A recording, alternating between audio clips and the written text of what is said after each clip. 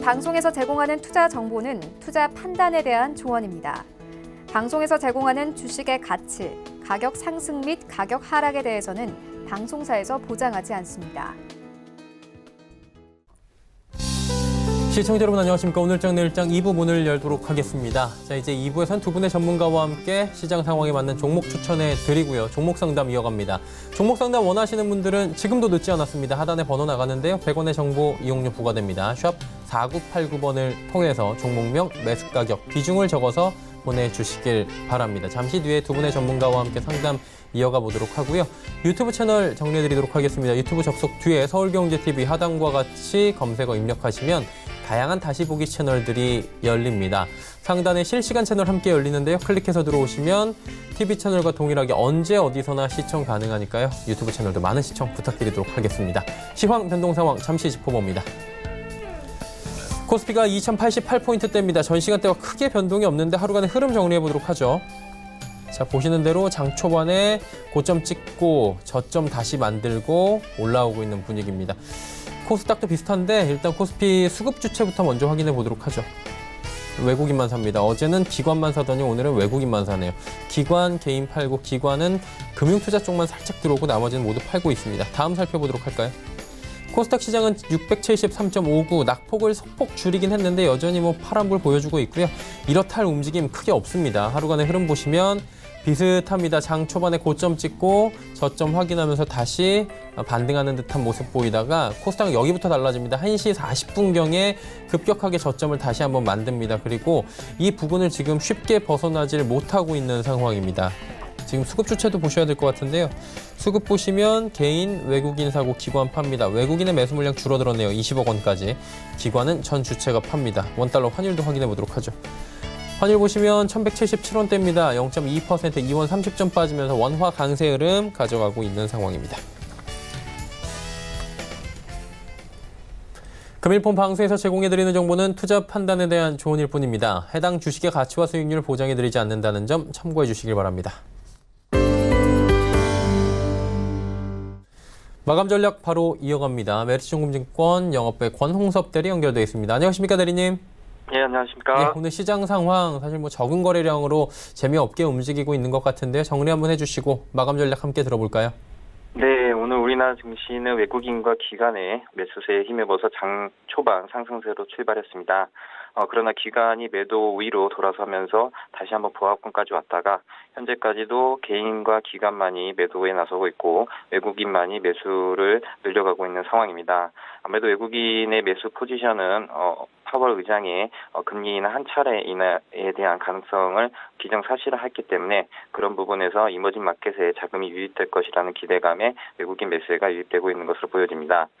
일단 오늘 이제 그 특징 섹터로는 일본의 수출 제한 반사이익에 대한 기대감으로서 관련주들이 강세를 보이고 있습니다. 지난 12일 날 한일 전략물자 수출 통제 담당 실무자 협의회에서 한국을 안보상 화이트 국가에서 제외하기로 결정을 함에 따라서 시장은 현재 그 반도체와 그리고 첨단 소재 그리고 전자 등 한 1,100여 개의 품목에 대해서 규제 대상이 될 것으로 보이고 있습니다. 따라서 이런 부분에서 탄소 섬유와 공작 기계 그리고 MLCC 등이 관련주들이 이제 강세를 보이고 있는 상황인데 아무래도 이런 어떻게 보면은 아직까지 사실화되지 않고 아직 국내화 되지 않은 상황이기 때문에 무턱대고 추격 매수하기보다는 좀 추이를 지켜보면서 한 걸음 숨고르기 하는 장세에서 좀 관심 있게 보다가 분할 매수 관점에서 접근을 하시면 될 것 같습니다. 특히 이제 삼성전자 이재용 부회장이 일본 출장 이후에 반도체와 디스플레이 사업에 비상 계획을 마련한 것으로 지시한 것으로 알려지면서 일본이 MLCC를 한 60% 정도 점유를 하고 있는데 그런 부분에서 국산화될 경우에는 이제 삼화 전기와 삼화 콘덴서 그리고 삼성전기 등이 수혜를 입을 것으로 예상이 되고 있는 상황인데 아무래도 주가가 과대 납폭되어 있다 보니까 급등에 대한 흐름도 빠르게 움직이고 있습니다. 따라서 만약에 과대 납폭된 종목을 찾는다면은 그 중에서도 MLCC 주도주인 삼성전기를 좀 관심 있게 보셔도 괜찮을 것 같습니다. 그 밖에도 이제 반도체 소재 국산화 비중에 대한 증가 기대감에 역시 상승을 하고 있습니다. 이제 서한기계공업을 비롯한 하천기계 등 어떻게 보면 초반에 굉장히 강세를 보이다가 지금 잠깐 송고리름을 하고 있는 상황인데요. 아무래도 이제 국내 소재 업체들이 이번에 일본 수출 규제로 인해서 수혜를 입을 거라고 예상이 되고 있는 상황인데 아무래도 이제 밸류에이션이 리레이팅 가능성이 존재하고 있는 상황이기 때문에 그동안 낙폭이 심했던 SK 솔믹스, 메카로 이런 그 종목들이 지금 현재 다시 급등하는 흐름들이 나타나고 있습니다. 일단 첫날이라서 어떻게 보면 다음 날까지는 한번 지켜보면서 역시 추격 매수하기보다는 좀 관심 있게 보는 정도로 좀 그렇게 투자 전략을 짜시면 될 것 같습니다. 코스피는 기술적 분석상 2120선에서 2130선 박스권 전망이 유효한 상황입니다. 따라서 지금 현재 장이 좋은 장은 아니기 때문에 급등 시에는 좀 현금화했다가 다시 한번 2020선 밀릴 때 그때 한번 또 매수 타이밍을 잡아보시는 전략도 중요한 상황이고 코스닥 시장의 경우에는 제약바이오가 현재 또 반등이 나오고 있는 상황인데 아무래도 이런 그 과대 낙폭된 부분에서 기술적 반등을 시도하는 것으로 보여지기 때문에 지금 현재 섣불리 저가 매수를 하기보다는 진바닥 확인할 때까지 좀 시간을 가지고 여유를 가지고 진입을 하시면 될 것 같습니다. 자, 그렇다면 남은 시간 동안에 저희가 지켜볼 만한 종목이 있습니까? 네. 오늘 소개해드릴 종목은 일진 머티리얼즈입니다. 네. 동사의 경우에는 이제 전기차 관련된 부분들이 최근 섹터들이 움직임이 나타나면서 동사의 실적 개선세가 포착이 됐기 때문에 투자 포인트로 좀 관심 있게 봐야 된다 이렇게 보시면 될 것 같은데요. 2분기 매출액과 영업이익은 각각 1,425억 원 그리고 영업이익은 145억 원으로 컨센서스보다 약간 상회할 거로 전망이 되고 있는 상황입니다. 일단 전지박 관련된 부분에서 판가 인하 가능성이 제한적이긴 하나 지금 현재 말레이 공장에 2만 톤의 캐파를 증설을 했고 그중에서 1만 톤 정도는 1분기 정도에 내년 1분기 정도에 양산을 할 것으로 예상이 되고 있기 때문에 그런 부분에서 캐파 증가에 따른 매출액 외형 성장과 그리고 전사 영업이익률도 병등비 절감과 그리고 고정비 레버리지 효과로 말레이시아에 대한 판가 인하로 인해서 원가 부담이 3분의 1 가격으로 낮아지게 됩니다. 따라서 영업이익률 상승으로 봤을 때는 계속적으로 지속 성장 가능한 전기차 관련된 소재를 상상하는 기업으로서 투자 포인트를 잡으시면 될 것 같고요. 인건비는 국내 3분의 1이므로 원가 부담이 굉장히 낮아졌다 이렇게 보시면 될 것 같습니다. 따라서 현재 2026 기준으로 현재 포워드 PER 기준으로 26배 정도 적용받고 있지만 소재 평균적으로 한 30번 정도 받을 수 있는 부분이 있기 때문에 트레이딩 관점에서도 지금 현재 저가 매수를 해볼 만하다 이렇게 보시면 될 것 같고요. 가격적인 전략 목표가 48,000원, 손절가는 36,000원 제시해드리도록 하겠습니다. 네, 오늘 말씀 여기까지 듣도록 하겠습니다. 고맙습니다. 네, 감사합니다. 신용금융권 영업부의 권홍섭 대리와 함께했습니다.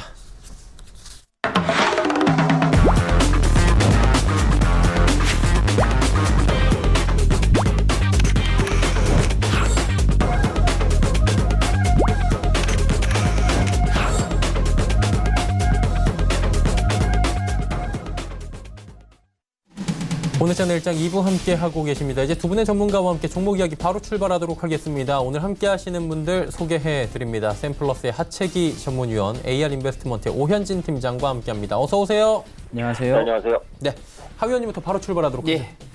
제가 처음으로 말씀드릴 종목은 잉크테크를 좀 말씀드리겠습니다. 네. 자, 잉크테크 같은 경우는 최근에 조금 주가가 좀 상승세 흐름을 좀 잘 만들어내고 있습니다. 이제 그거는 이제 일본에서의 그 수출 좀 규제로 인해서의 좀 수혜를 좀 보고 있는데요. 자, 이 회사가 국내 최초로 전자파 차폐죠. EMI 필름을 개발해가지고 성공을 했습니다. 그래서 이 부분에 있어서 좀 규제했을 때 좀 수혜가 좀 될 수 있는 부분으로 좀 잡혀 있고요. 그다음에 인쇄전자의 핵심 소재인 실버 페이스트 잉크의 좀 원천 기술을 좀 보유하고 있다는 거고, 그다음에 사물 인터넷에 필수적으로 들어가는 센서가 있습니다. 그게 바로 인쇄 메모리를 좀 공급하고 있다는 거죠. 여러분께서 뭐 사물 인터넷 수없이 많이 들으셨을 겁니다.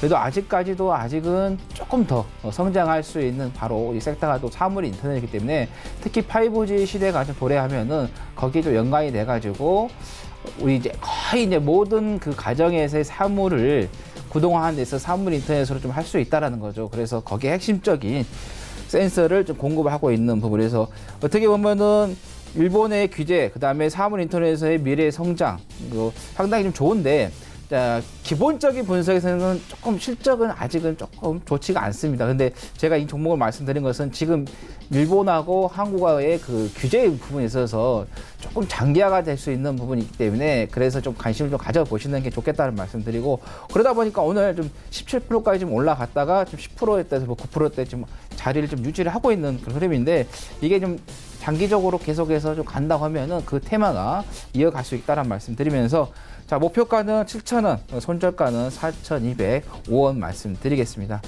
자, 두 번째는 맥스로텍 말씀드리겠는데요. 자, 맥스로텍 같은 경우는 AI하고 가장 연관이 되겠다라고 좀 보시면 되겠습니다. 이 회사 같은 경우는 자동차 생산에 있어서 자동화 시스템을 좀 하고 있다는 거죠. 여러분께서 아마 지금 자동차 쪽에 이제 종사하신 분들 보시면은 자동차도 거의 대부분 다 자동화가 되어 있습니다. 제 후배도 거기 회사에 이제 자동화 회사에 이제 종사를 하고 있는데, 보면은 거의 한 달에 한 번 전국적으로 도는, 그래서 일주일, 짧으면 일주일, 뭐 2주에 한 번씩 우리나라의 그 자동차 완성차 회사를 돌면서 자동화 시스템을 계속 점검하고 있는 그런데, 그래서 지금 자동차 만들고 있는 부분에 있어서 특히 이제 도색 같은 경우는 완벽하게 알 수는 없습니다. 일단은 도색 같은 경우는 좀 부분적인 미세한 부분에 사람이 하는데, 전체적인 부분에 있어서는 다 자동화로 좀 가고 있는 흐름이다. 그래서 자동차 생산 자동화 시스템하고 좀 연관이 되겠고, 그다음에 자동차 엔진의 핵심 부품인 실린더 블록을 좀 가공하고 있다는 거죠. 그래서 자동차 쪽하고 또 사업이 좀 연관이 계속해서 되고 있고, 그 다음에 아까 자동화 시스템 말씀드렸죠. 그래서 국내 유일하게 유무선 겐트리 로봇 시스템을 좀 모두 생산하고 좀 공급하고 있다는 거. 그리고 얼마 전에 손정희 소프트뱅크 회장이 왔죠. 첫째도 AI, 두 번째도 AI, 세 번째도 AI라 했다고. 이 인공지능 시스템이 앞으로 시장을 상당히 조금 선도를 할 수 있다라는 그런 이야기를 좀 했었죠. 그래서 정부에서도 로봇 산업 육성을 하겠다 정책을 했다는 이야기가 발표가 되셨습니다. 그래서 AI도 여러분께서 보시면 아시겠지만은 지금은 우리가 피부적으로 와닿지는 않지만은 먼 미래를 봤을 때는 그쪽으로 간다는 거죠. 과거에도 보면은 저희 학창 시절에 그 학교 선생님께서 너네가 컸을 때는 이제는 TV 같은 경우가 종이처럼 얇아질 거라고 했었는데, 그 당시에 불황화였는데 정말로 이 디스플레이가 얇아지면서 그렇게 얇아졌죠. 이제는 앞으로도 TV 같은 것도 가상현실로 변화가 되겠죠. VR 쪽. 그러듯이 우리가 생각했을 때 안 올 것 같지만은 공상과학 만화에서 봤던 게 현실이 되듯이 그런 쪽으로 좀 가고 있는 부분이기 때문에, 그래서 AI 관련해서 맥스를 보시면 되겠고, 그 다음에 3D 프린터에 활용되는 이송 시스템 기술을 좀 보유하고 있습니다. 앞으로는 1인 1제조 시대가 도래한다고 합니다. 우리가 어떤 다양한 게, 옛날에는 어떤 다양한 제품을 생산한 게 아니라 단일화된 제품을 좀 생산했는데, 이제는 다양한 제품을 생산하고 있는데, 거기서도 내 개인 취향에 맞게끔 내가 제품을 만들어낸다는 거죠. 그래서 1인 1제조 시대가 온다. 그래서 그렇게 되면 3D 프린터 시장도 계속해서 성장할 수 있는 부분이 있다. 그래서 뭐 AI, 그 다음에 3D 프린터로 해서 여러분께서 성장주로서 좀 보시면 되겠고, 맥스로텍 같은 경우는 좀 기본적인 부분에 있어서는 최근에 특히 2018년을 좀 기점으로 해서 실적이 좀 좋아졌습니다. 2017년도에는 뭐 당기 순이익만 적자였는데 2018년 이전으로 해서 이제 당기 순이익이 완전히 지금 흑자로 전환이 되는 부분에서 실적이 좀 좋아지고 있다는 거죠. 그래서 여러분께서 봤을 때도 앞으로 이 맥스로텍 같은 경우는 상당히 매력이 있다는 말씀. 그래서 이좀 뭐 단기적으로 좀 보셔도 되겠지만은 뭐 중장기적으로 보셔도 괜찮겠다라는 말씀드립니다. 자, 목표가는 2,000원, 손절가는 1,400원 말씀드리겠습니다. 네. 자, 세 번째는 유니온 머티리얼을 좀 말씀드리겠는데요. 일본에서의 그 규제가 반도체에서 디스플레이 그리고 공작 기계로 좀 갈 수 있다라는 거 이야기가 나왔어요. 특히 공작 기계 같은 경우는 어떻게 보면 제조업의 밑거름입니다. 이게 만약에 타격을 받는다고 하면 국내의 제조업체들이 상당히 좀 타격을 좀 받을 수 있다라는 거고, 그리고 오늘 좀 트럼프 대통령이 한 이야기가 기사가 나왔었죠.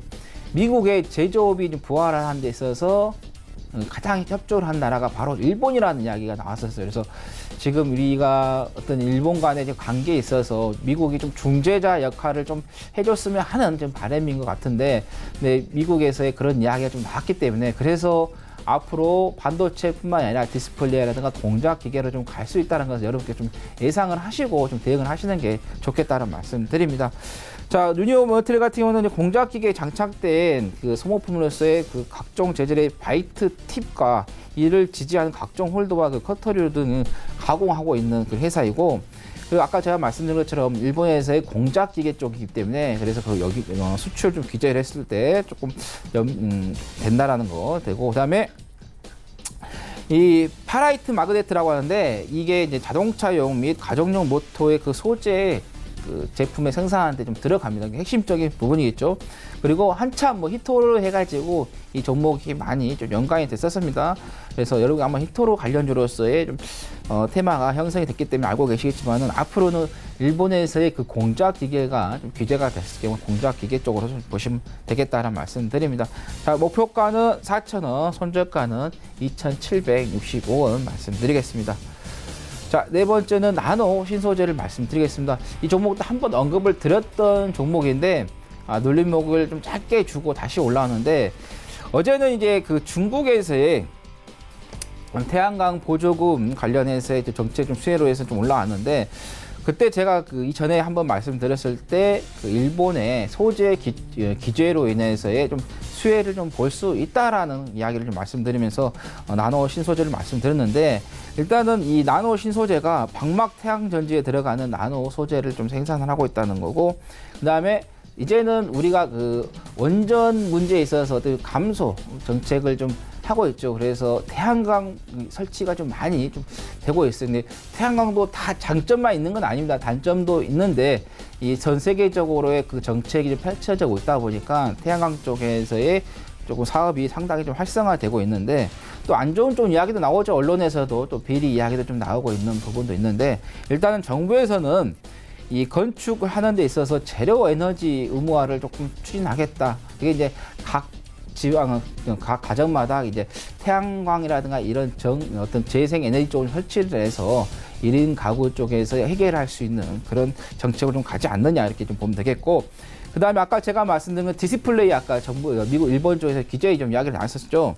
이 디스플레이 산업의 핵심 소재인 투명 전동선 타켓 소재를 이제 국내외 TSP, LED, LCD 업체에 좀 공급하고 있다는 거예요. 그래서 지금 반도체에서 디스플레이, 그다음에 공작 기계로 가면 디스플레이 쪽에서의 핵심 소재를 이 나노 신소재에서 좀 가지고 있다라는 거. 그래서 국산화 정책으로 하게 되면은 좀 수혜를 좀 볼 수 있다라는 말씀드리겠고, 그다음에 LCD라든가 OLED 등의 그 디스플레이 분야에 그 8세대, 4세대가 있고 뭐 8세대가 있습니다. 지금 8세대까지 나왔는데 8세대가 가장 지금 화질이 좋죠. 그래서 8세대급 이상의 그 장비에 사용되는 원통형 타켓을 좀 제조를 하고 있다, 이렇게 보시면 되겠고, 지금 단기간에 좀 눌림목을 줬다가 다시 좀 추세가 좀 올라오고 있고, 그다음에 외국인 쪽에서 약간의 지금 매수세가 좀 들어오고 있습니다. 그래서 여러분께서 바닥에서 나노 신소재가 오랫동안 좀 머물러 있다가 이 태양광에 일본, 중국에서 이야기가 나오면서 좀 받았지만은 일본 쪽에서 이제 규제가 계속해서 1차, 2차, 3차로 계속해서 번져나간다고 하면은 좀 수혜를 볼 수 있다라는 말씀드리면서, 목표가는 25,000원, 손절가는 18,450원 말씀드리겠습니다. 자, 마지막으로는 에어 부산을 좀 말씀드리도록 하겠습니다. 여러분께서 다 알고 계실 거예요. 4월 달에 급등을 하면서 상당히 좀 이슈를 좀 받았는데, 그 뒤로 이제 계속해서 이제 박스권을 장기적으로, 중기적으로 조금 조성을 하고 있는 흐름인데, 이 회사 같은 거 알고 계시죠? 금호 아시아나 그룹의 계열사인 LCC 저가 항공사죠. 어제 좀 기사가 나왔었습니다. 산업은행이라든가 그 채권단에서 이달 25일에 아시아나항공 매각 입찰을 좀 공고 계획을 했는데, 그래서 이제 그게 이대로 간다고 하면은 지금 이제 그림 나오시죠? 나오죠? 그림 나오죠? 12월 달에 안정적으로 이제 완전히 좀 매각이 좀 될 것으로 좀 보이는데, 그동안에 이제 그 4월 달에 시장에서 SK냐, 뭐 GS, 뭐 CJ, 뭐 하나, 뭐 신세계, 롯데 이야기가 나오면서 그때 그 좀 부각이 됐던 기업들이 한 발 물러섰습니다. 물러서면서 아직 뭐 생각 없다 했는데, 일단 기업 업체에서는 물건이 나오면은 최대한 어떻게 보면 싸게 그거를 사서 비싸게 이제 팔려고 하는 그런 전략을 세잖아요. 그래서 그때 4월 달에 주가가 이제 급등했을 때 만약에 이 대기업들이 하겠다 했으면 주가가 더 급등했을 거고, 그다음에 이 아시아나의 항공에 대한 가치도 훨씬 더 올라갔을 거예요. 그러다 보면 부담이 될 수 있죠. 근데 한 발 또 뒤로 이제 물러서면서 빼면서 정확하게 이제 시장에서 좀 평가를 좀 받으면서 좀 가치를 좀 계산을 하려고 했던 부분인데 일단 가장 유력하게 좀 시장에서 좀 알려지고 있는 게 바로 SK 그룹입니다. 일단은 자금력이 상당히 좀 있죠. 그리고 그룹 이미지에 있어서 좀 서비스 부분. 여러분 통신사 3사에서 솔직히 보면은 SK 통신사가 가장 어떻게 보면 서비스도 가장 우수하다고 볼 수 있습니다. 그러다 보니까 그런 서비스 같은 서비스 업종에서 좀 탁월한 실력을 갖고 있기 때문에 그런 부분에 있어서 조금 각광을 좀 받고 있는 것 같은데 뭐 자금, 현금 자금성을 봤을 때 또 롯데도 빠지지 않습니다. 그리고 또 하나 같은 경우도 방위 산업, 그다음에 위성 쪽 우주 산업하고도 조금 연관이 됐기 때문에 그래서 항공사를 또 인수를 했을 경우에 좀 시너지 효과를 좀 볼 수 있는 부분. 그다음에 뭐 CJ라든가 뭐 신세계, 뭐 GS도 지금 일단은 언론에서 좀 언급이 되고 있지만은 그래도 가장 강력하게 바로 이제 SK다라는 거고. 그러면서 이 회사들이 좀 인수 참여를 검토를 했다는 거. 그다음에 하림과 호방건설이 있습니다. 이 호남에 이제 뿌리를 둔 이제 중견 기업인데 여러분 뭐 닭고기 업체에서는 뭐 하림이 1등이죠. 그리고 최근에 그 아파트 쪽에서의 갑자기 신흥 강자로 뜨고 있는 게 바로 호방건설입니다. 어제도 뭐 기사가 좀 안 좋은 기사가 나오긴 했지만은 아파트 쪽 공급을 좀 잘해가지고 상당히 좀 급격하게 좀 성장하고 있는 부분인데 그래서 일단은 뭐 하림이라든가 호반이 좀 인수를 하게 되면은 아시아나가 이제 호남 기반의 이렇게 업체이기 때문에 같은 좀 이미지를 좀 받을 수 있다라는 거. 그래서 하림과 호반 건설 쪽에서도 좀 검토를 했다라는 거 좀 보시면 되겠고 자 목표가는 9,500원, 손절가는 7,000원 말씀드리겠습니다. 그리고 재무 구조를 좀 봤을 때도 분기로 봤을 때는 2분기 때는 이 전 분기보다는 조금 감소를 하는 부분인데 저 3분기라든가 4분기 쪽 계속해서 성장하는 흐름이고 그다음에 연간 단위로 봤을 때도 계속해서 지금 성장을 하고 있거든요. 2014년부터 2021년도까지 보면은 꾸준히 계속해서 좀 성장하고 있는 부분이 있다. 그래서 에어 부산 코스피 종목이기 때문에 좀 관심을 가져보시라는 말씀 드립니다. 네, 에어부산까지 5종목 말씀을 해주셨습니다. 이제 오현진 팀장 바로 만나봅니다. 어떤 종목 준비하셨습니까? 네, 첫 번째로는 이제 2차전지 관련주 중에서 그 삼성 SDI를 보도록 하겠습니다. 최근에 이제 2차전지 관련주의 수급이 좀 유입되는 모습이 나타나는 것 같아요. 그래서 지난해 정도부터 이제 전기차 시장이 굉장히 빠르게 좀 성장하고 있는 모습들 나타나고 있습니다. 삼성 SDI는 이제 그 7월 말이죠. 7월 말에 기관 투자자 애널리스트 상으로 기업 설명회를 개최를 합니다. 그때 이제 2분기 실적이 나올 것으로 보여지고 있고요. 올해 2분기 영업이익은 전년 동기 비한 10% 정도 감소한 1,300억 정도 나올 것으로 전망을 하고 있습니다. ESS 화재 여파로 인해서 그 중대형 배터리 부분에서 좀 영업 손실이 지속되는 부분이 있다고 보시면 되겠고요. 다만 이제 ESS 배터리 화재 원인이 그 무조건 기업의 책임이 있다고 나오지는 않았어요. 화재 원인이 좀 복합적이다라고 이제 조사 결과가 나왔기 때문에 관련 업체 그 결함 리스크가 완화는 됐습니다. 그래서 그런 부분들은 긍정적이다라고 볼 수 있을 거고요. 하반기부터는 2차전지 부분의 실적 턴어라운드가 본격적으로 나타날 것으로 보입니다. 글로벌 전기차 보급량 자체가 상당히 빠른 속도로 증가하면서 그 배터리에 대한 수요 견조할 것으로 보여지고 있고요. 2023년까지 연평균 20% 이상의 성장이 가능합니다. 또 생산 기술이 많이 발전을 하면서 그 이전 대비 배터리의 생산 원가가 좀 낮아졌거든요. 그래서 이런 부분들이 같이 이제 실적 개선을 기대하고 있는 요인이다라고 보시면 될 것 같아요.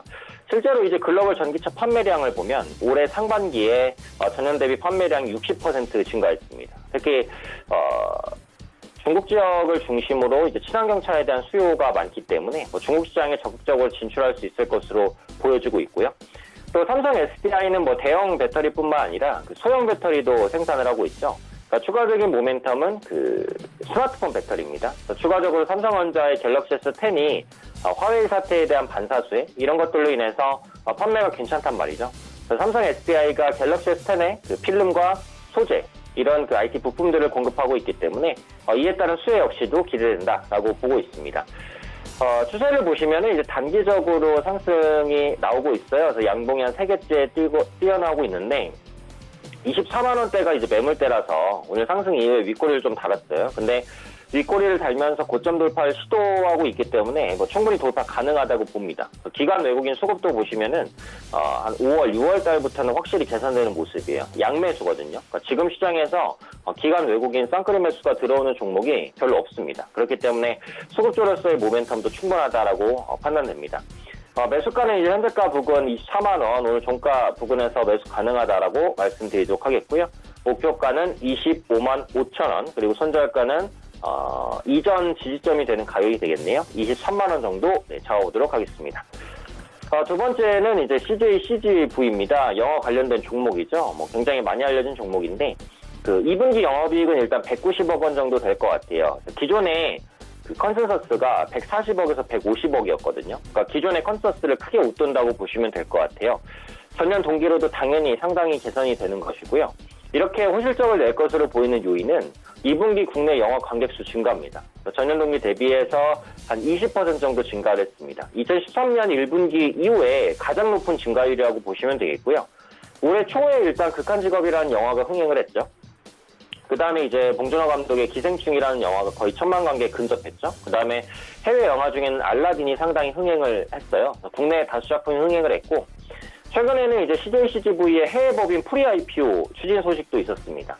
해외 자회사의 이제 지분을 보유한 특수 목적 법인의 투자를 이제 유치하는 방식으로 알려져 있다고 보시면 되겠고요. IPO 추진이 됐을 때는 이제 부채 비율이 좀 하락하는 부분이 있기 때문에 재무 구조가 개선될 수 있다고 보시면 될 것 같아요. 그래서 터키 법인의 이제 파생상품 평가 손실 우려, 이런 것들이 그동안 CJCGV 주가에 발목을 잡았었던 가장 큰 악재였다라고 보시면 되는데, 최근에 있어서 이런 부분에 대한 리스크는 뭐 거의 반영이 됐다라고 보고 있어요. 물론 완전히 끝난 건 아니에요. 근데 작년 4분기 실적까지 해서 이제 실적 부진이 이런 마르센터 리스크가 좀 반영이 됐다라고 보고 있어요. 그래서 앞으로 이제 마르센터와 관련된 파생상품 평가 손실 리스크는 시장의 제한적인 악재로만 영향을 끼칠 가능성이 높고, 지금부터는 관객수 증가에 대한 기대감이 더 높아질 것 같아요. 그리고 아까 말씀드린 대로 지금 2분기 실적 전망이 괜찮은데, 이게 기존에 그 실적 전망이 좋았던 건 아니에요. 최근 들어서 컨센서스가 상향 조정되고 있단 말이에요. 이런 종목군들은 주가 탄력이 좀 붙을 수도 있다라고 보기 때문에 이 부분 함께 체크해 보시면 되겠습니다. 매수가는 이제 금일 종가 부분까지 보겠고요. 목표가는 43,000원, 그리고 손절가는 20일 이평선이 깨지는 가격이 되겠죠. 한 36,000원 정도까지 설정해 보도록 하겠습니다. 네, 넷마블인데요. 넷마블은 참 이상하게 계속해서 이제 하락을 하고 있어요. 이게 지금 보시면은 직전 저점이 93,300원이 있는데, 이게 전저점까지 밀렸거든요. 그러니까 9만원대에서는 분명히 저가 매수가 들어올 가능성이 있다라고 판단을 하고 있어요. 그리고 얼마 전에 2천억 규모의 자사주 매입도 결정을 했잖아요. 이게 이제 자사주를 매입하는 규모가 시가총액 2.3%니까 적은 물량은 아니에요. 그래서 10월 9일까지 장내 취득하기로 했거든요. 그러니까 10월 초까지는 자사주 매입에 대한 기대감이 남아있을 수 있다라고 생각을 해요. 어쨌든 지금 넷마블의 주가 하락은 굉장히 과도한 하락이다라고 이제 판단을 하고 있고요.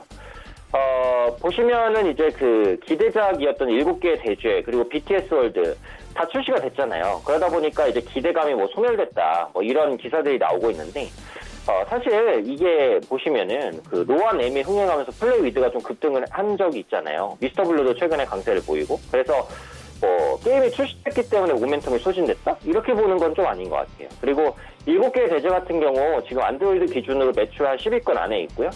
BTS 월드는 30위 정도에 위치돼 있어요. 물론 초반에 기대했던 성과보다 못한 건 사실이에요. 하지만 이렇게까지 실망감을 가질 만한 매출이냐? 그건 아니란 말이죠. 그런 관점에서 저가 매수를 기대해보겠고, 넥슨 매각이 철회됐기 때문에 모멘텀이 좀 소진이 됐는데, 이건 언제든지 재추진이 가능합니다. 넥슨을 안 팔겠다는 게 아니에요. 팔긴 팔겠는데 돈이 이제 생각보다 적으니까 다시 한번 재고해보겠다, 이런 관점인 거거든요. 그래서 넥슨 재매각이 추진이 될 수 있다라고 보기 때문에 이 부분 역시도 한번 생각을 해보시면 될 것 같고요. 기대 신작은 또 있습니다. 요게워치 메달워즈라는 높은 IP 인지도를 가진 게임인데, 이번 달 말에 일본에서 출시가 돼요. 그래서 일본 지역에서 이제 인지도가 높은 IP라서 아마 성과가 좀 나지 않을까 싶어요. 그래서 이런 부분까지 복합적으로 보시면 되겠습니다. 매수가는 금일 종가 정도 보고요. 목표가는 직전 고점이죠. 한 10만 원 정도. 그다음에 손절가는 8만 8천 원 정도까지 잡아보도록 하겠습니다. 네 번째 종목은 이제 IT 관련주입니다. 그래서 테스인데 SK하이닉스 중국법인과 이제 반도체 제조 장비 공급 계약을 체결을 했어요. 최근에 이제 계약 금액은 47억 얼마 안 되죠. 그래서 이번 수주 규모는 작은데 중요한 거는 테스가 그 반도체 장비 공급 계약을 꾸준하게 따내고 있다. 이게 중요합니다. 그래서 올해 4월에도 SK하이닉스와 반도체 장비 공급 계약 체결을 했고요. 앞으로도 SK하이닉스 중국법인에 대한 수주를 계속해서 따낼 것으로 생각이 돼요. 그러니까 최근에 이제 반도체 업황은 안 좋죠. 하지만 반도체 투자를 늦추면은 향후 반도체 호황기 이익을 누릴 수가 없어요. 그래서 대기업들은 계속해서 투자를 하기 때문에 반도체 장비주의 실적도 생각보다 양호할 수 있다라는 거고, 무엇보다도 최근에 IT 대형주가 좀 살아납니다. 왜냐하면 D램 가격이 반등하고 있기 때문이죠. 그러니까 D램 가격이 반등한 이유는 뭐 많아요. 그러니까 뭐 마이크론도 이제 2차 전지 감산을 표명했고, 삼성전자랑 하이닉스도 좀 감산을 고려한다는 언급이 있었고, 또 일본과의 갈등이 지속되면서 이게 D램 가격이 반등한 이런 부분도 있는데, 어쨌든 중요한 거는 반도체 가격이 올라간다는 겁니다. 그래서 현재 시점에서는 IT 관련주들이 전체적으로 투자 심리가 개선될 가능성이 있다고 보여져요. 그래서 현재 시점에서는 이제 장비주 대표적인 게 이제 테스랑 AP 시스템 정도라고 봐요. 왜냐하면 삼성전자나 이제 SK하이닉스 같은 굉장히 중요한 그 대형 고객사를 확보하고 있는 업체라서 모멘텀으로서는 우호적이라고 봅니다. 그 중에서도 테스가 상대적으로 이제 급락이 조금 컸다가 올라오는 거라서 가격 매력도 있다라고 보거든요. 그러니까 최근에 주가가 많이 올라오긴 했지만 이게 이제 그 7월 8일날 나왔었던 급락을 메꾸는 반등 정도지 뭐 주가 부담이 크다라고 보여지진 않아요. 기관과 외국인도 최근 며칠 새로는 순매수를 지속하고 있는 모습이기 때문에 긍정적인 시각으로 바라볼 수 있지 않을까 판단하고 있습니다. 지금 위치에서는 뭐 중기 이평선까지 돌려냈기 때문에 뭐 매수 타이밍이 나쁘지 않다고 봅니다. 매수가는 이제 금일 종가 부근에서 해보자라고 말씀드리겠고요. 목표가는 19,000원, 그리고 손절가는 20일 이평선 지지 기대 가격이죠. 16,000원까지 잡아보도록 하겠습니다. 다음에 마지막 종목입니다. NHN인데요. 한게임 사업부가 인적 분할돼 설립된 기업이죠. 게임 부분과 그 결제 커머스 부분으로 사업이 나뉩니다. 결제 커머스 부분에서는 그 간편 결제 쓰신 분이시라면 좀 친숙하다고 생각되는 페이코, 간단한 비밀번호나 지문인식으로 결제가 가능하죠. 이 페이코 부분에서 그 3자 배정 유증이 있었어요. 750억 규모로요. 그래서 3자 배정 유증 같은 경우에는 주식의 매수 주체가 확실하기 때문에 물량 부담이 적고 또 모멘텀이 크다는 인식을 주기 때문에 긍정적일 수 있어요. 페이코가 최근에 그 간편 결제 시장에서 꾸준하게 점유율을 확대하고 있는 모습이 보인다고 생각이 되기 때문에 뭐 이 부분도 모멘텀으로 뽑을 수 있지 않나 싶고, 현재 이제 온라인 간편 결제 업체가 30개 정도 돼요. 엄청나게 많죠. 그래서 이 업체들이 다 경쟁을 하고 있는 건데, 그 중에서도 오프라인 결제까지 같이 되는 간편 결제 업체는 삼성페이, 네이버페이, 카카오페이, 제로페이, 페이코 5개밖에 없습니다. 그만큼 이제 간편 결제 업체 중에서도 경쟁력이 있다라고 보시면 될 것 같고, 페이코 같은 경우 각종 업체가 이제 제휴를 굉장히 활발히 하고 있어요. 그래서 이에 따른 성과가 또 나올 수도 있다라고 보고 있어요. 그리고 앞으로의 결제는 간편 결제가 많은 비중을 좀 차지할 것으로 생각이 돼요. 어쨌든 편하니까. 편하다는 메리트는 확실하거든요. 그래서 프로모션도 많이 하고 있고, 뭐 수입 맥주와 이제 프로모션도 하고 있고, 이런 모습도 나타나고 있기 때문에 성장 기대감은 큽니다. 그리고 NHN 같은 경우 간편 결제 사업도 영위하는데 이제 게임주기도 하거든요. 그래서 신작 게임 닥터마리오 월드가 출시가 돼요. 닥터마리오는 한국에도 많이 알려져 있지만 글로벌적으로도 인지도가 높은 IP예요. 인지도 높은 IP를 활용한 게임이기 때문에 역시 성과에 대한 기대감 한번 생각해 보실 수 있지 않을까 싶습니다. 현재 주가는 66,000원 선에서 움직이고 있는데요. 금일 종가 부근에서 매수 가능하다라고 보겠고요. 목표가는 73,000원, 손절가는 63,000원 보도록 하겠습니다. 네, NHN까지 이야기 나눠봤습니다. 단기 접근했던 종목들 살펴볼 텐데, 일단 인지 디스플레이를 한번 이야기를 해봐야 될 것 같아요. 예. 인지 디스플레이 어땠습니까? 지난번에 한번 제가 그 관심 종목으로 단기 추천주를 좀 말씀을 드렸는데, 어제 상당히 좀 장세가 나왔어요. 장중에 한 27%까지 올라갔다가 종가에 한 18%, 18.29% 좀 상승 마감했는데 지금 이제 동시호가 가기 전에 지금 그 보합 정도에 좀 마감할 것 같습니다. 자, 이 회사 같은 경우는 뭐 디스플레이 업체이기 때문에 만약에 아까 말씀드린 것처럼 일본 쪽에서의 좀 규제 이야기가 나오면 디스플레이 관련된 종목들이 좀 부각이 좀 될 수 있다는 거고 그러면서 삼성전자하고 삼성 디스플레이가 주요 거래처고 그 다음에 이제 올해 그 자동차 부품 회사인 자회사인 인지 AMT를 흡수 합병하면서 영업이익이 상당히 좀 좋아질 거라고 제가 말씀드렸습니다. 그리고 이 인지 AMT에서는 하이브리드카용 인버터 하우징 기술을 좀 개발해가지고 현대차에 좀 납품하고 있는 부분이기 때문에 그래서 또 합병하기 전에도 주당 75원의 배당금을 줬습니다. 근데 만약에 합병하고 나면은 훨씬 더 실적이 좀 좋아질 것 같으니까 일단 단기적으로 지금 올라왔습니다. 그러다 보니까는 조정은 불가피합니다. 그래서 조금 더 갈 수도 있고 아니면 바로 여기에서 조정을 줄 수 있습니다. 근데 지금 이 구간에서는 여러분들께서 추격 매수를 하시는 것보다는 지금 자리에서는 매수를 못 하신 분들은 눌림이 좀 줄 때까지 뭐 21선이라든가 61선까지 줄 때까지 좀 기다렸다가 한번 공략을 해보시는 게 좋겠다는 말씀드려요. 왜냐하면 우리가 주식을 매수하는 데 있어서도 인내가 좀 필요합니다. 그래서 지금 같은 경우는 추격 매수를 하다가 시장이 갑자기 뒤로 흔들리게 된다고 하면은 모든 종목들이 흔들릴 수 있으니까 만약에 지금 보유하고 계신 분이 계신다고 하면은 단기적으로 대응할 때는 5일선이라든가 11선을 좀 잡고 대응을 하시면 되겠다는 말씀드립니다. 네. 그럼 오늘은 어떤 종목을 봐요? 오늘은 잉크테크를 말씀드리겠습니다. 예. 아까 처음에 소개할 때 제가 한 9% 후반에서 10%였는데 동시효과가 지금 되니까 거의 15.4% 5%를 그냥 확 올라와 버렸네요 지금.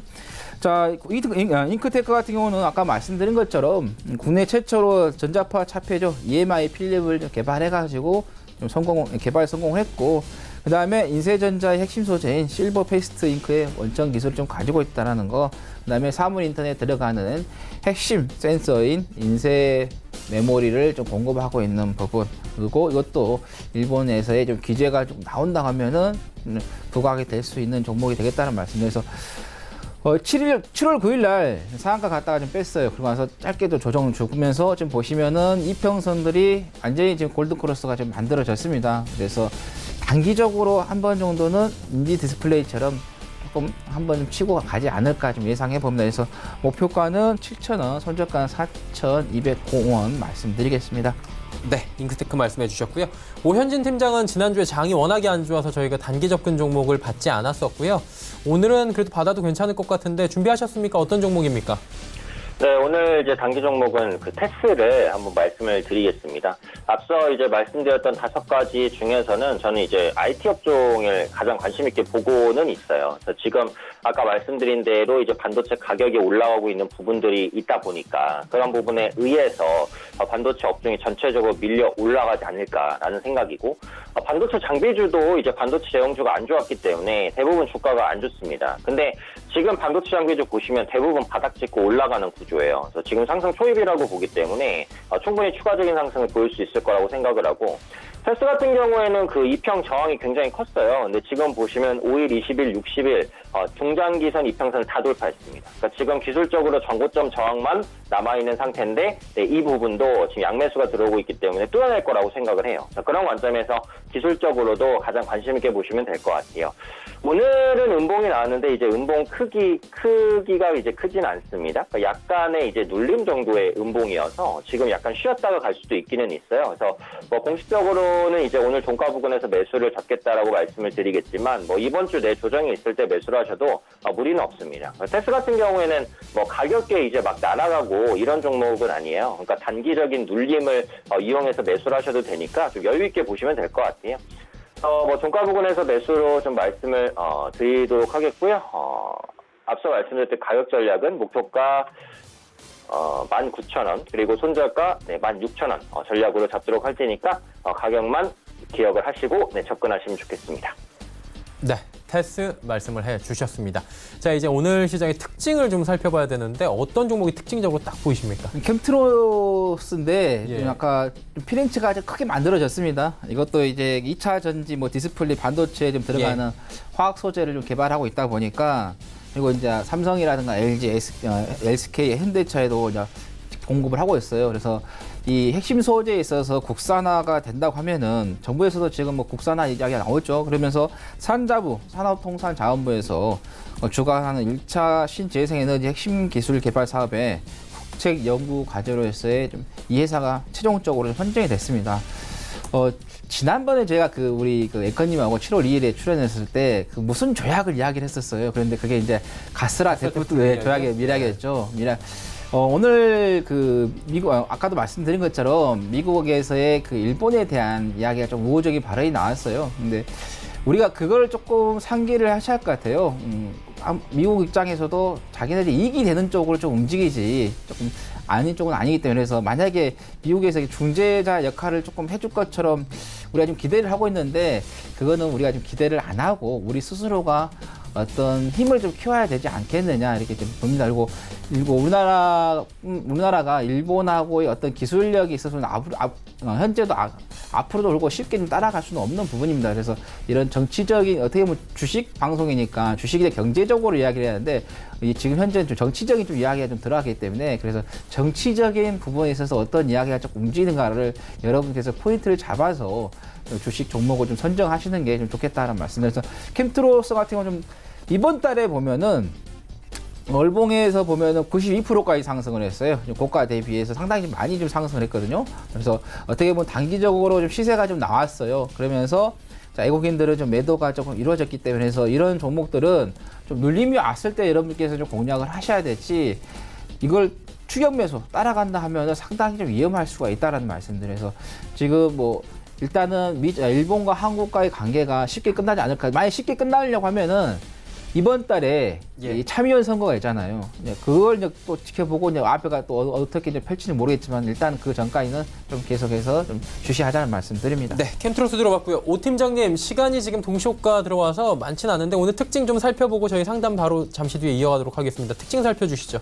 네, 서한기호공업인데요. 간단하게만 보면은 지금 보시면은 공작기계 관련주의 이제 테마가 확정이 됐어요. 그래서 현재 위치에서는 일본 관련된 이제 규제 관련 종목군들이 계속해서 순환매가 도는 상황인데 오늘 보시면 윗거리가 또 많이 길게 달렸어요. 그렇기 때문에 차익 매물이 나오잖아요. 그래서 지금 단기 테마주 장세라는 건 기억을 하시고 급등이 나오는 종목은 적절히 끊어가시면서 대응하는 게 좋아요. 급등하는 종목 계속 가져가지 마시고 끊어가면서 대응하자 이렇게 말씀드리겠습니다.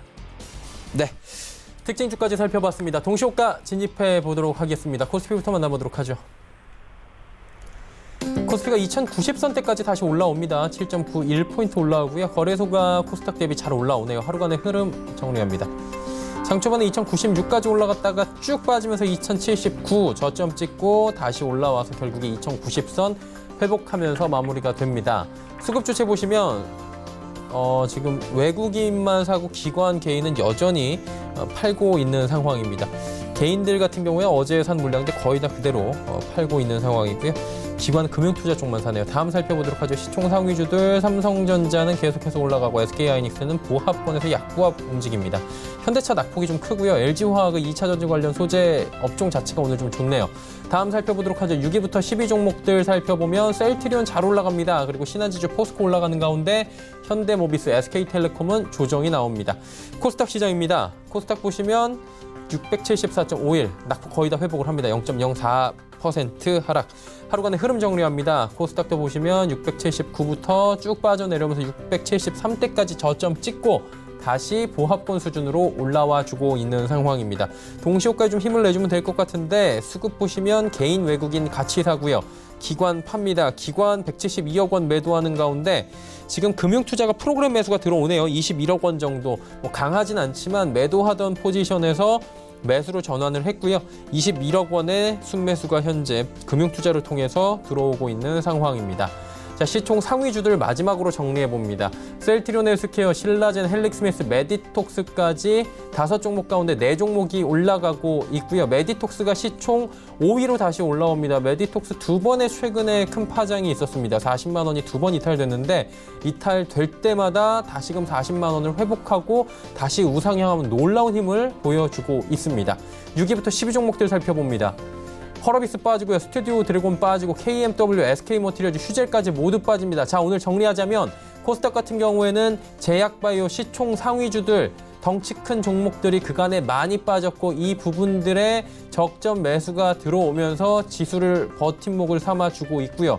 그동안 반대로 많이 올라왔던 5G나 반도체 소재 관련주들은 오늘 조정이 일제히 나오면서 시장의 균형이, 지수 균형이 어느 정도 맞아간다. 코스닥은 이렇게 보시면 될 것 같습니다.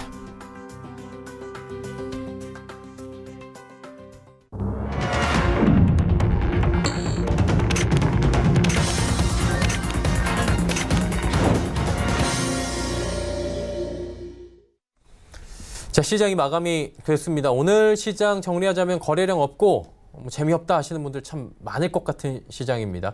이슈도 크게 없었죠, 하 위원님? 예, 뭐 코스피가 상승은 했지만은 상승 종목과 하락을 비교했을 때는 하락 종목이 많아요. 왜냐하면은 막판에 지금 소형주가 이제 플러스로 좀 돌아왔지만은 대형주가 좀 다시 마이너스로 잡히네요.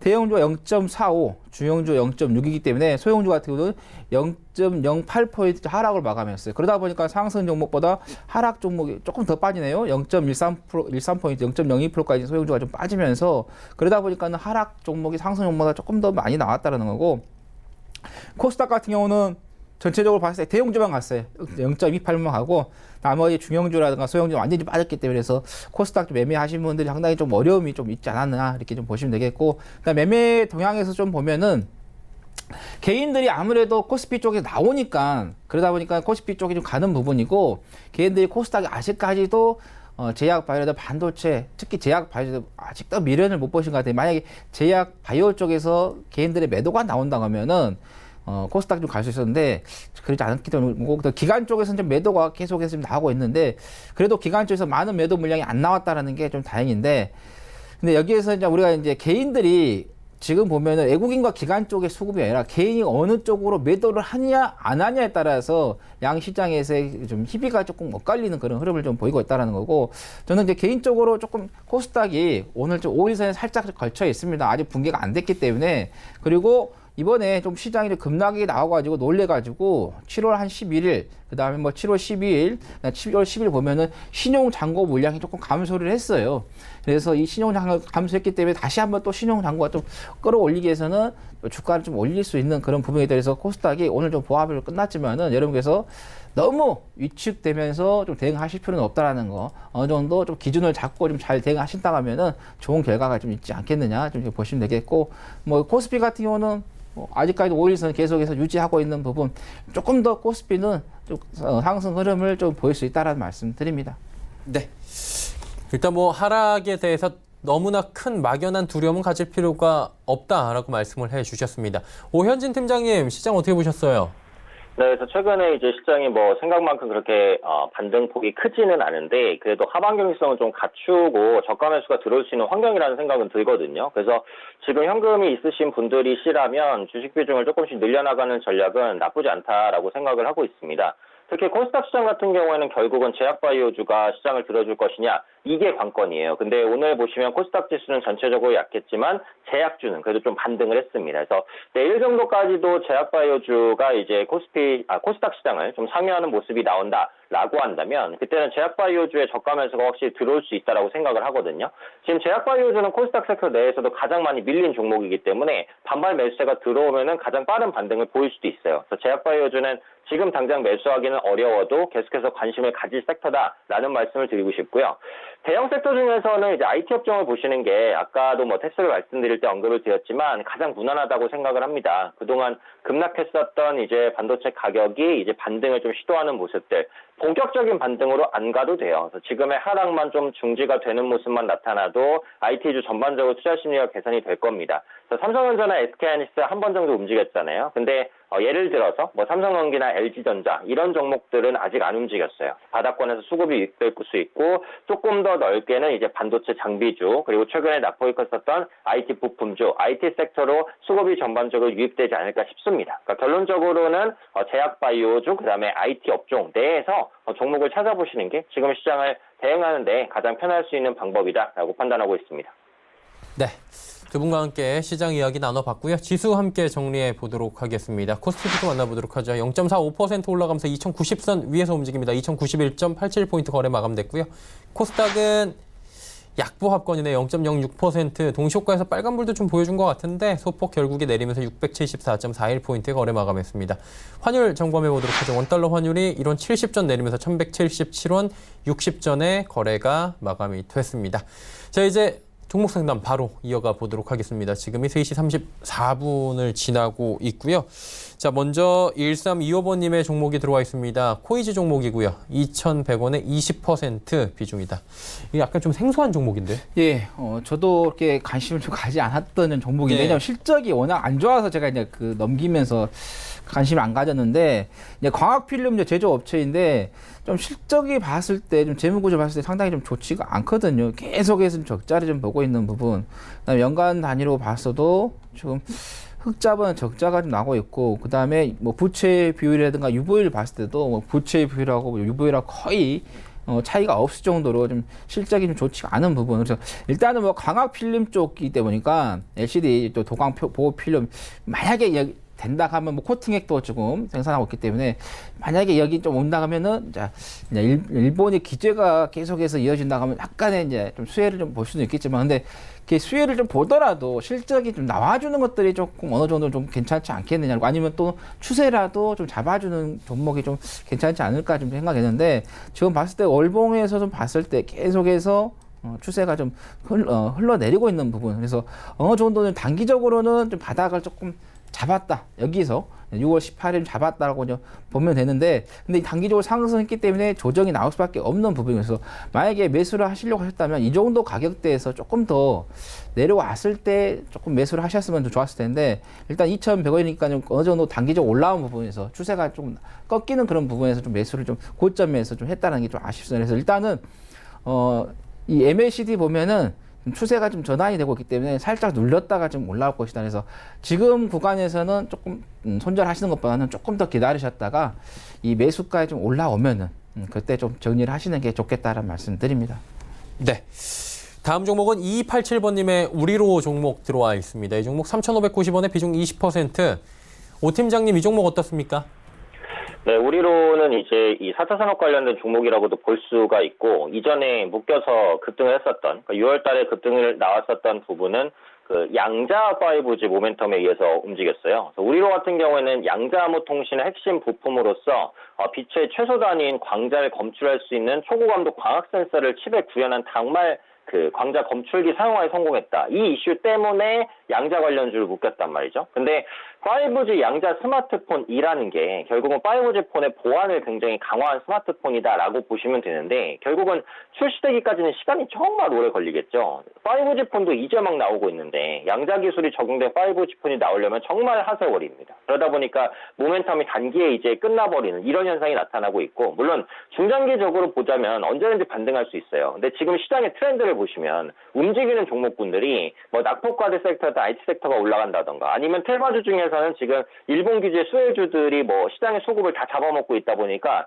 4차 산업이나 뭐 양자 관련된 종목군들이 당장 주목받을 수는 없거든요. 그래서 이런 소외는 제가 볼 때는 앞으로도 지속될 가능성이 높아요. 그래서 당분간 우리로는 빠른 반등을 보여주기에는 모멘텀이 없다라고 생각을 합니다. 근데 지금 질문 내용은 어쨌든 손절가를 부탁드린다, 이런 질문이었어요. 그래서 손절가를 잡아드릴 텐데, 일단 직전 저점, 그러니까 7월 초에 기록했었던 저점은 2,600원 중반대입니다. 지금 2,670원이니까 지금 손절가를 잡자면 2,600원 정도까지만 타이트하게 잡아야 돼요. 그래서 손절가는 2,600원으로 드리겠고요. 이게 이제 반등을 할 때 비중을 줄이는 쪽으로 가셔야 돼요. 매수 단가가 높기 때문에 그 가격까지 기다리기는 어렵습니다. 비중도 20%면 완전 적은 건 아니라서 투자 의견은 일단 손절가 2,600원 반드시 지키자라는 관점에서 반등 시마다 가격 관계없이 비중을 계속해서 줄여나가는 전략으로 대응하시는 게 가장 좋다, 이렇게 말씀드리겠습니다.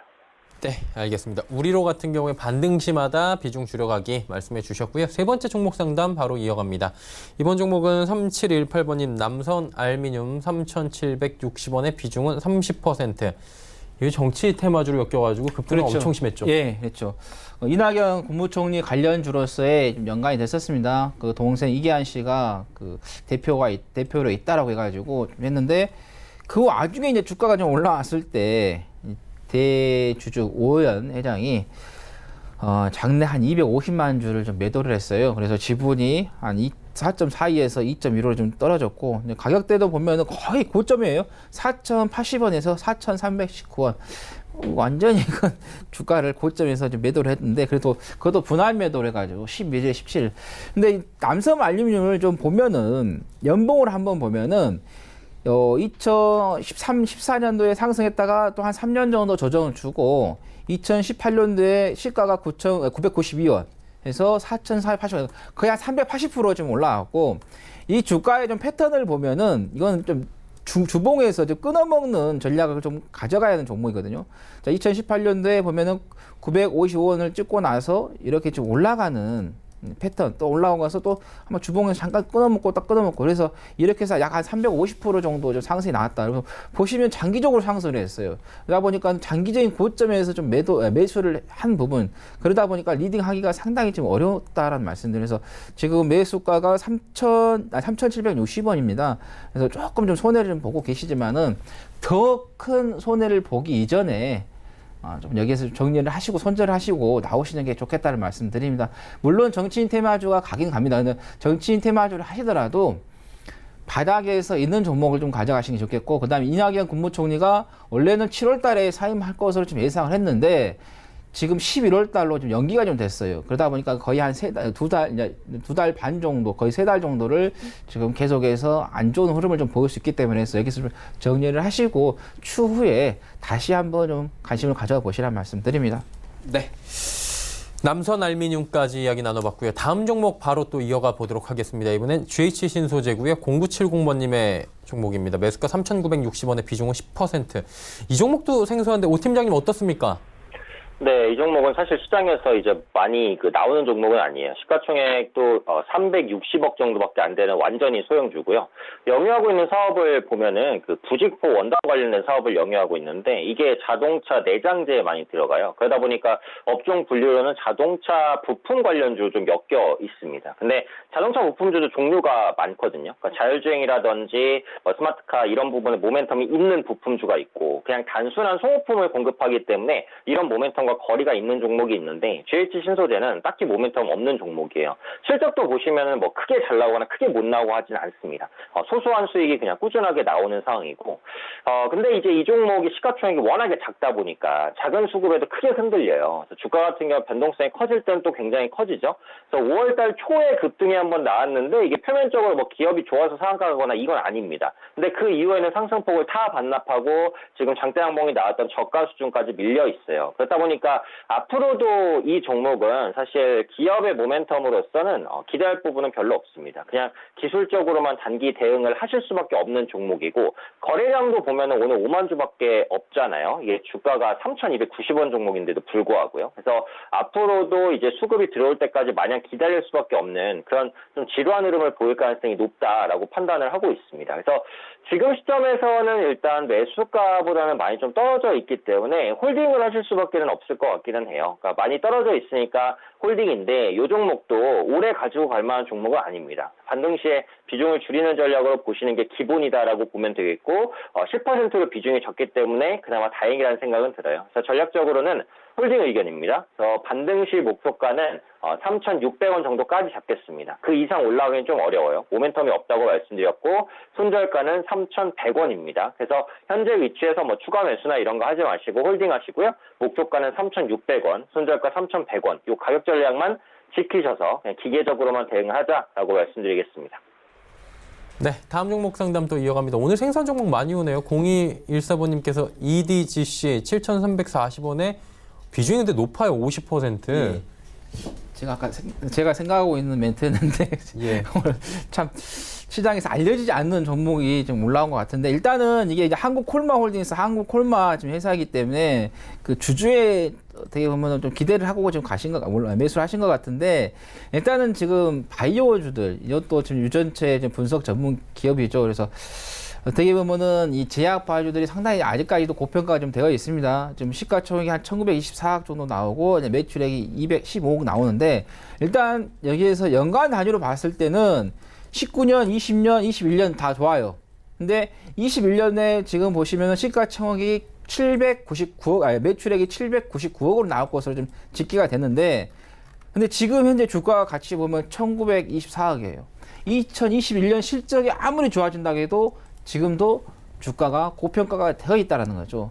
그래서 여러분께서 주식을 좀 매수를 하실 때 저평가이면서도 바닥에 있는 종목을 좀 매수를 하시는 게 좋겠다는 말씀드리면서, 일단은 계속 실적이 좋아지더라도 이 회사는 현재가 봤을 때는 아직까지도 2021년 기준을 잡았을 때도 고평가가 되어 있다는 말씀에서, 또 비중도 상당히 좀 많이 좀 잡으셨어요.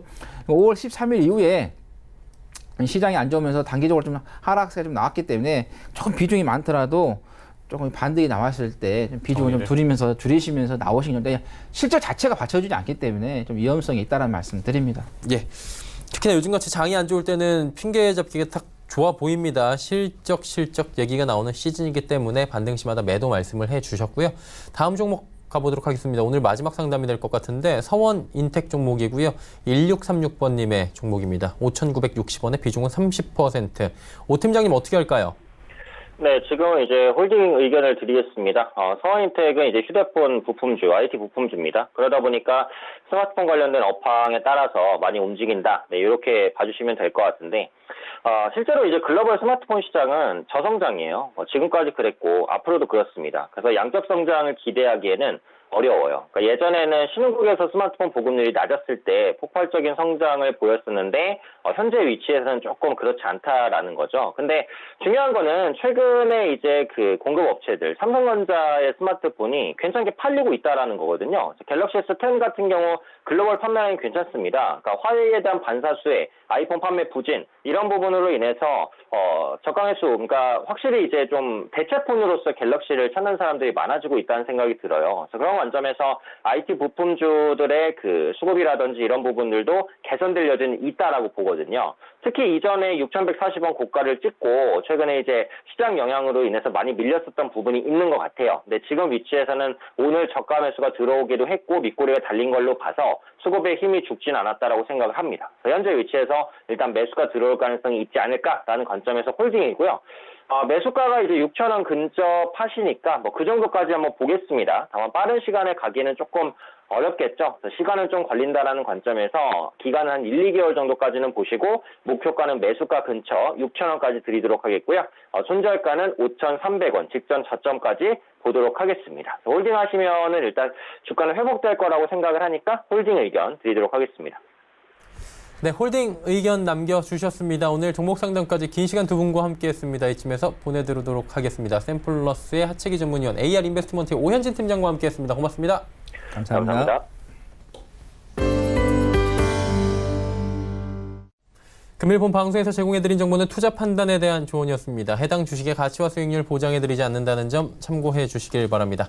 오늘 장 내일장 저희가 준비한 소식은 여기까지입니다. 저희는 내일 오후 2시에 뵙도록 하겠습니다. 고맙습니다.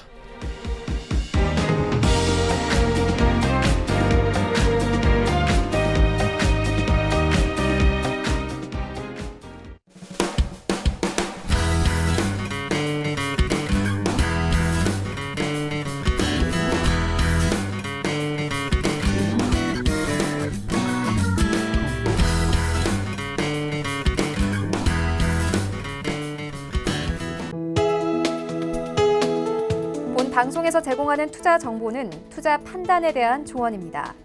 방송에서 제공하는 주식의 가치, 가격 상승 및 가격 하락에 대해서는 방송사에서 보장하지 않습니다.